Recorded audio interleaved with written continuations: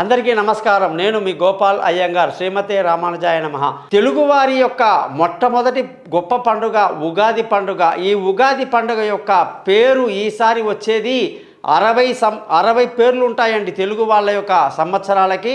అందులో ఈసారి వచ్చేది క్రోధి నామ సంవత్సరం. శ్రీ క్రోధి నామ సంవత్సరం అనేది ఈ సంవత్సరం పేరు.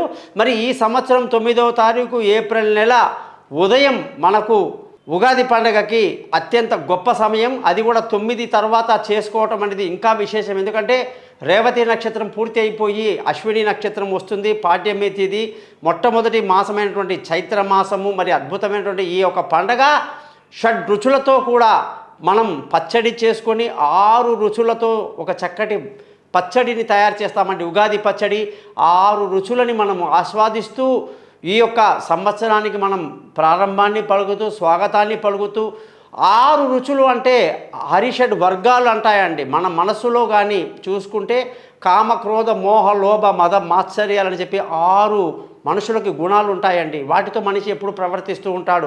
అలాగే షడ్ రుచులు అంటే 6 రకముల రుచులండి.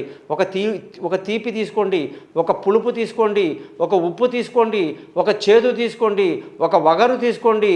ఈ విధంగా షడ్ రుచులతో ఉన్నటువంటి పచ్చడిని తయారు చేసి తినడం. జీవితంలో అన్నింటినీ కూడా మనం ఎంజాయ్ చేయాలి.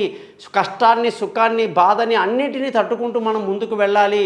అందరినీ కలుపుకొని ముందుకు వెళ్ళాలి అని చెప్పేసి ఉగాది పండుగ రోజు బంధువులందరూ తమ తమ ఇళ్లలో కలుసుకొని చక్కగా శుభాకాంక్షలు తెలుసుకొని కొత్త బట్టలు ధరించి ఇల్లంతా శుభ్రంగా పెట్టుకొని మంచిగా కల్లాపి చల్లి ముగ్గులు వేసుకొని చక్కటి మామిడి తోరణాలు పెట్టుకొని ఇంటిని అందంగా చేసుకొని చక్కగా భగవంతుడికి దీప ఆరాధన చేసి తమ తమ పద్ధతుల్లో దేవుణ్ణి పూజించడం అనేది ఈ యొక్క సంవత్సరం చాలా గొప్పతనం. మరి ఖచ్చితంగా మాత్రం ప్రతి ఇండ్లలో కూడా మామిడి ఈ యొక్క బద్దలు చిన్నగా చేసి పచ్చడి అనేది ఆ షడ్ రుచులతో చేస్తారండి. అది స్వీకరించడం చాలా మంచిది. మరి క్రోధి నామ సంవత్సరం ఎలా ఉండబోతుంది ఈసారి అని కానీ మనం ఆలోచిస్తే, ఈ సంవత్సరానికి రాజు కుజుడు, మంత్రి సేనాధిపతి శని, మరి సస్యాధిపతి చంద్రుడు, రసాధిపతి గురువు, అలాగే నవ నాయకుల్లో 2 శుభులు, మిగతా 7 మంది కూడా పాపులు అన్నమాట. మరి దీన్ని బట్టి ఈ యొక్క సంవత్సరం ఎలా ఉంటుందంటే దిగుబడి కొంచెం తగ్గుతుంది పంటలకి, వ్యవసాయానికి. అలాగే కొంచెం విపత్తులు ఉండే అవకాశాలు ఎక్కువగా కనిపిస్తున్నాయి. ముఖ్యంగా ఈ యొక్క ధరలు తగ్గే అవకాశాలు కూడా ఈ సంవత్సరం కాస్త బాగున్నాయండి. మనం తినేటువంటి బియ్యము, పప్పు, ఆహార ధాన్యాలన్నీ కూడా తగ్గేటువంటి అవకాశాలు కనిపిస్తున్నాయి. వ్యవసాయము, పాడి పరిశ్రమలు ఇవన్నీ కూడా బాగా అభివృద్ధి చెందుతాయండి. అలాగే కొంచెం శ్రద్ధ తగ్గించే అవకాశాలు కనిపిస్తున్నాయి మన యొక్క వ్యవసాయదారుల్లో అనేది కూడా చిన్నగా కనిపిస్తుంది. వర్షం సముద్రంలో 9 భాగములు, అలాగే 2 భాగములు భూమి మీద పడే అవకాశము ఉంది. పర్వతాల మీద కూడా 9 భాగాలు కురిచే అవకాశాలు ఉన్నాయి. మరి ఈసారి వర్షం కూడా పెద్ద ఇబ్బంది కలగదు, బాగానే ఉంటుందని చెప్పేసి మనకు చెప్పడం జరుగుతుంది. మరి ఇలాగా 16 వీసములకు 7 వీసముల పంట లభిస్తుంది అని కూడా చెప్పడం జరిగిందండి.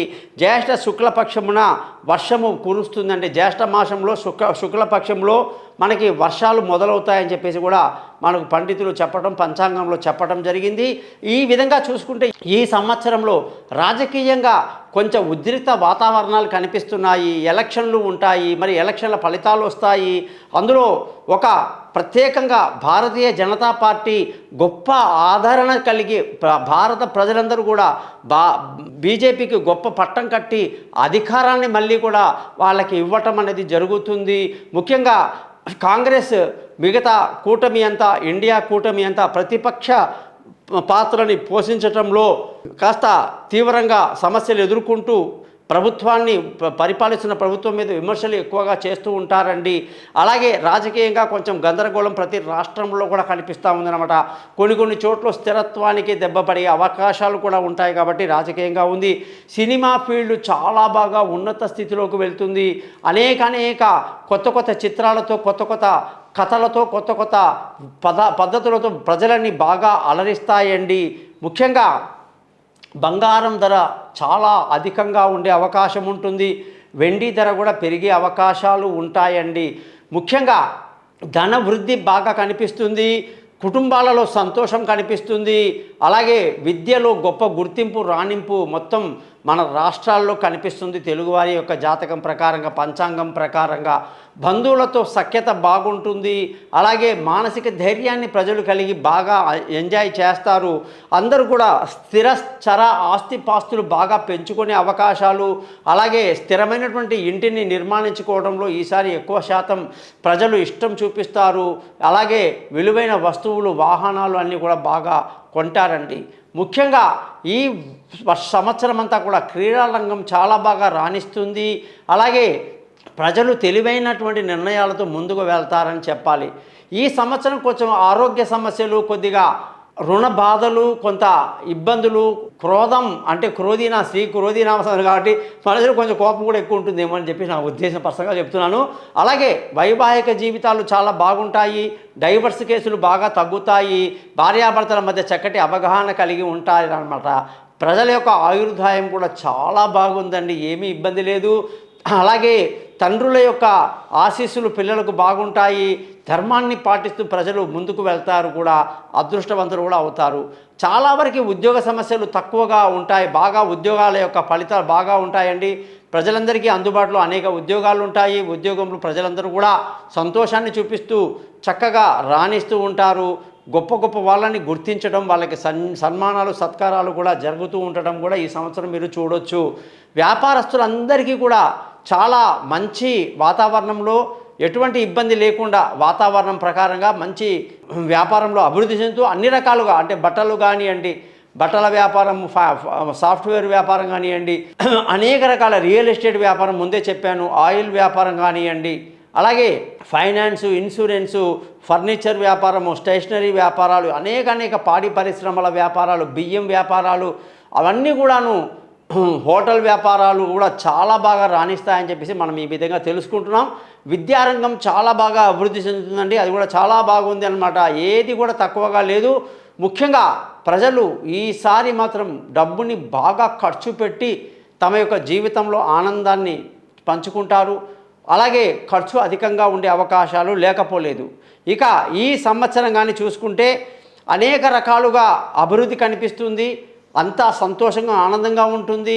అలాగే మనకు సరిగ్గా చూసుకుంటే ఈ యొక్క 27వ తారీఖు నాడు ఎప్పుడైతే ఈ యొక్క నర్మదా నదికి పుష్కరాలు అంటారు. అయితే ఈసారి మనం దాన్ని నిర్ణయించడం కూడా కొన్ని పంచాంగాల్లో చూడటం ఏమిటంటే 1వ తారీఖు నాడు మే నెల నర్మదా నదికి పుష్కరాలు వచ్చి అది 12వ తారీఖు వరకు నర్మదా నది యొక్క పుష్కరాలు ఉంటాయండి. మరి పుష్కరం అంటే ఏమిటి అంటే, గురుగ్రహము ప్రతి సంవత్సరము ఒక్కొక్క రాశిలో ఒక్కొక్క సంవత్సరం ఉంటూ ఈసారి వృషభ రాశిలోకి ప్రవేశిస్తున్నాడండి. ఆయన ఎప్పుడు వృషభ రాశిలోకి ప్రవేశించినా కూడా గురువు యొక్క శక్తి వల్ల ఆ నదికి పుష్కరాలు అంటే కొత్త నీళ్లు వస్తాయండి. మరి ఆ సందర్భంలో పెద్దలకు పితృతర్పణాలు, పిండాలు పెట్టడము, అలాగే పితృల యొక్క సంతోషం, వాళ్ళ యొక్క దయకి పాత్రలయ్యడానికి 12 రోజులు కూడా అత్యంత గొప్ప రోజులు అన్నమాట. అందరూ కూడా నర్మదా నదికి తీరం వెళ్ళి తలస్నానం చేసి మునుగుతారు. అక్కడ 3,000,000 దేవతలు కూడా ఆ నీళ్ళలో ఆవాహన చేసి ఉంటారట. అత్యంత పుణ్యమంట.